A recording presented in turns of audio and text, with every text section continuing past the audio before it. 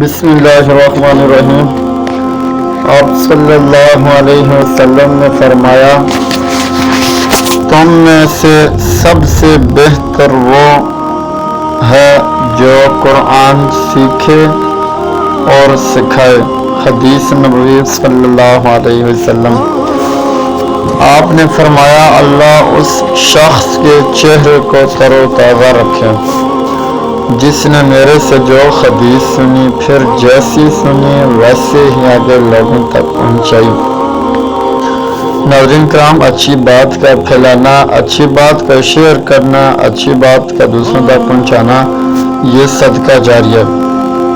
میری اور آپ کی شیئر کرنے سے، میرے اور آپ کے ایک حدیث فارورڈ کرنے سے اگر کسی کو کوئی فائدہ ہوتا ہے تو یقیناً اس کا ثواب مجھے اور آپ کو بھی ملتا رہے گا۔